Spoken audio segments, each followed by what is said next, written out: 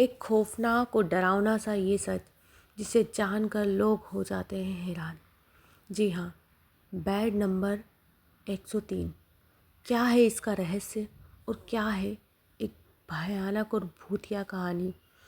चलिए चलते हैं और इसे देख लेते हैं। पर इसके पहले अगर आप मेरे चैनल पर नए हैं तो प्लीज़ चैनल को सब्सक्राइब ज़रूर कर दीजिए और लाइक और शेयर करना ना भूलिए।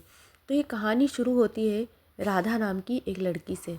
सब कुछ अच्छा था राधा के परिवार में। उसकी शादी अभी नहीं हुई थी और उसकी जो फैमिली थी वो भी काफ़ी खुश थे।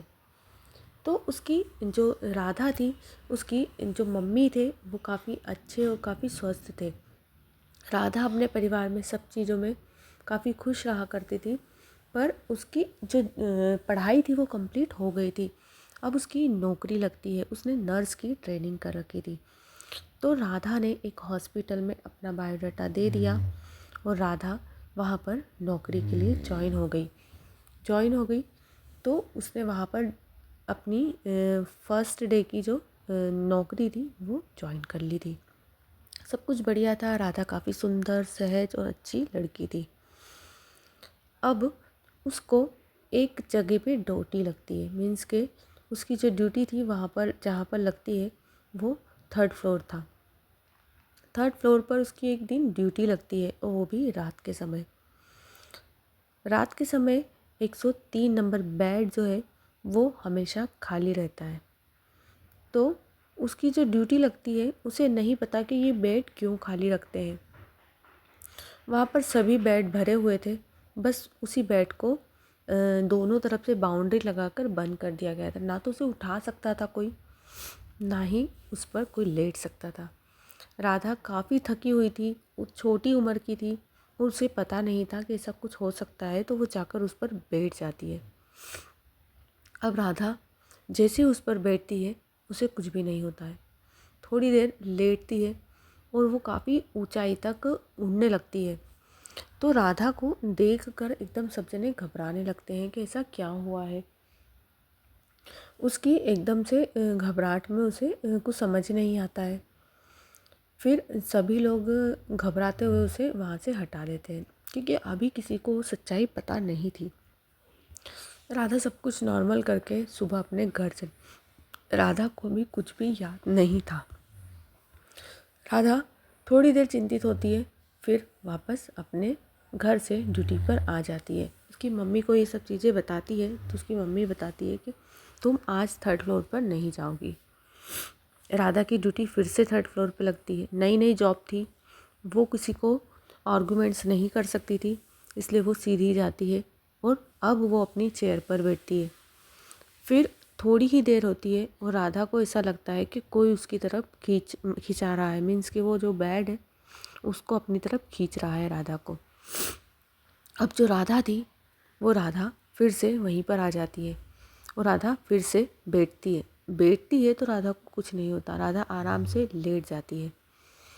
अब उसे इतनी भयानक भयानक चीज़ें होने लगती है। वो डरने लगती है, उसे उल्टी होने लगती है और एकदम से घबराने लगते हैं सभी। तो उसको कहा जाता है कि तुम यहाँ पर आती हो तो तुम इस बेड पर क्यों बैठती हो बार बार, जब पता है कि ये बिल्कुल परमिशन नहीं है। तीसरे दिन उसे पूरे स्टाफ के द्वारा जो डायरेक्टर रहते हैं हॉस्पिटल के, उन्होंने उसे काफ़ी ज़्यादा डांट लगाई कि पूरे हॉस्पिटल को पता है कि इस बेड पर लेटना और सोना अलाउ नहीं है, ना हम इसे हटा सकते हैं।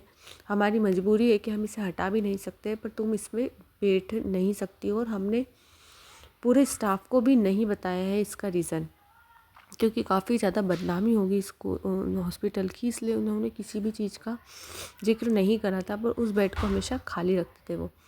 पर जो राधा थी वो जैसे ही गई 2 बार वहाँ पर वो लेट गई और उसने कहा कि मुझे कोई खींच रहा है इस तरीके से। उसे पता भी नहीं कि वहाँ पर कौन लेटता है क्या। अब उसने 5 दिन वो नौकरी करी और उसने छोड़ दी क्योंकि उसे सही नहीं लग रहा था। उसकी जॉब भी वहीं पर 3rd फ्लोर पर लग रही थी। फिर उसकी चेंज कर दी, उसके बाद भी उसे समझ नहीं आता था कि उसे करना क्या है। तो वो बार बार वहीं पर पहुंच जाती थी अपने आप और वहाँ पर लेट जाती थी। अब उसकी नौकरी छूट जाने के बाद वो घर पर रहती थी, पर घर पर भी उसे वो ही सब सपने आते थे। उसकी जो माँ बताती थी कि जो राधा थी वो कभी कभी दीवारों पर चलती हुई नज़र आती है, कभी उल्टी करती है, कभी अजीब अजीब सी बातें करती है, और रात में तो जो राधा थी उसका रिएक्शन एकदम अलग हो जाता है। तो इतनी भयानक चीज़ें उसके साथ होने के बाद फिर वो लोग उसे किसी को बताते हैं, तो वो जो उसका बंदोबस्त करते हैं। फिर वो नई जगह पे राधा अपनी जॉब कर लेती है। सब कुछ अच्छा चल रहा था, सब ठीक हो गया था, राधा बिल्कुल ठीक हो गई थी। अब राधा, एक ऐसा दिन आता है जिस दिन बाज़ार के लिए निकलती है, मार्केट के लिए, और राधा अब उसी हॉस्पिटल के सामने से निकलती है। तो राधा की जो एक फ्रेंड थी वो और वो दोनों एक्टिवा से वहाँ से निकलते हैं। और जैसे ही उसकी एक्टिवा जाती है, उस फ्लोर के कमरे की तरफ उसकी नज़र पड़ती है और राधा अपनी एक्टिवा वहीं पर छोड़ देती है। राधा वहीं पे से तुरंत थर्ड फ्लोर पर जाती है।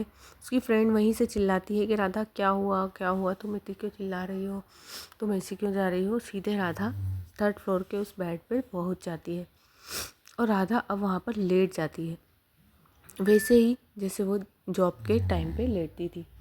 अब सभी को डर लगने लगता है कि ये एकदम क्यों आ गई यहाँ पर, इसने नौकरी छोड़ दी थी, फिर ये ऐसा क्यों कर रही है।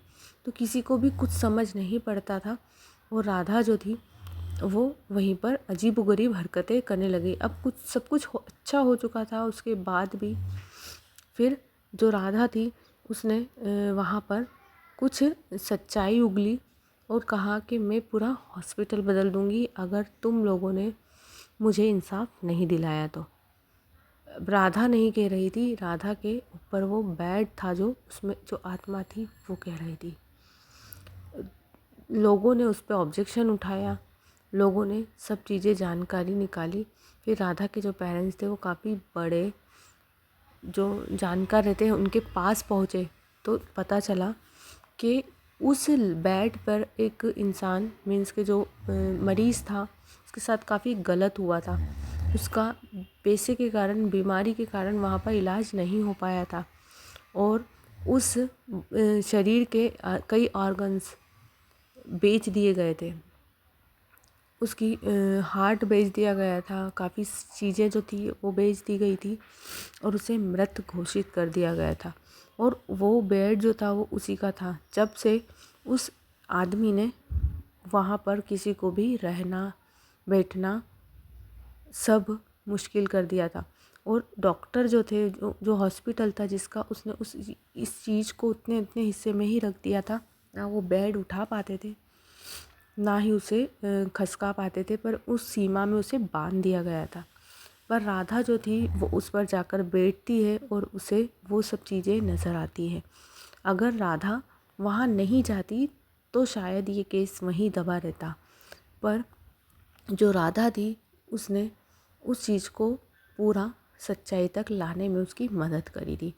फिर उसकी काफ़ी समय तक तबीयत ठीक नहीं थी क्योंकि ये नेगेटिव चीज़ें जब बॉडी में आती है तो काफ़ी ज़्यादा अजीबोगरीब शरीर होने लगता है। तो राधा का शरीर तो ठीक नहीं था, पर धीरे धीरे राधा सही होने लगी और अब वो बिल्कुल ठीक है। पर जो ये सच्चाई थी वो सामने आई और सबको इंसाफ मिला। उसके बाद उस पलंग का भी सब कुछ सही हो चुका था।